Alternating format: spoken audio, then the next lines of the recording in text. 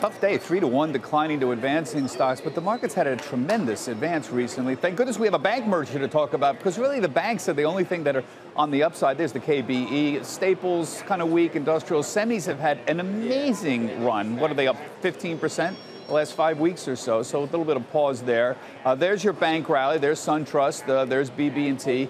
Most of the other big super regional banks, as we like to call them, the Comerica's, the Region Financials, Key Corp, they're all trading up 4 or 5%. But a lot of people said, gee, the premium is that pretty modest. Why is it so modest? Well, it's modest because there's no growth out here. It's really tough. So we have low rates that limits the profit on interest. We've got low loan growth. We've had a good economy, but we're talking 1-2% loan growth a year. We keep pointing that out. That really limits your ability to grow with those two factors. We've got enormous costs to go digital that these companies are incurring. So you got a cost factor. And so what do? You essentially, you've got low growth forces. You sell or merge. You continue to cost cut. You have more efficiency and you cut out the overlap, essentially. Don't expect amazing premiums, though. That's, I think, the key point for all of this here.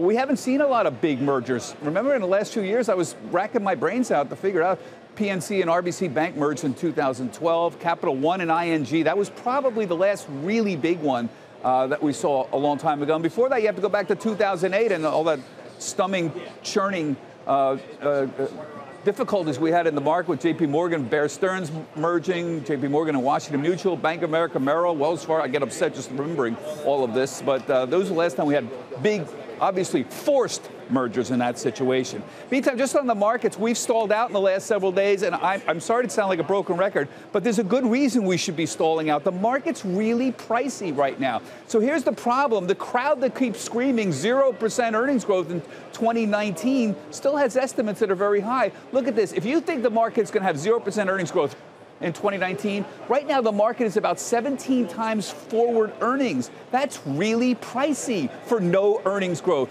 If you have 5%, it's still pretty high, 16.2. I just want to point out the normal historic average, it varies obviously, but you usually get 6-7% earnings growth, 15 and a half times forward earnings, somewhere around there. And as you can see, at 0% earnings growth, that's a lot. The market at 17 times forward earnings, this is really a lot to ask for the stock market right now. And a lot of strategists still have their numbers way up there, 2,800 to 3,000. So Morgan Stanley's got 2,750. We're there essentially already. But Credit Suisse is almost at 3,000. Barclays is 3,000. Goldman's 3,000. These guys are all coalescing around here. And if anybody at 0% at 3,000, now you're talking about 18 times forward earnings. My point, guys, it's very difficult to make an argument right now that if you really look at the market fairly and you think there's going to be 0% earnings growth, the stock market is very richly valued right now.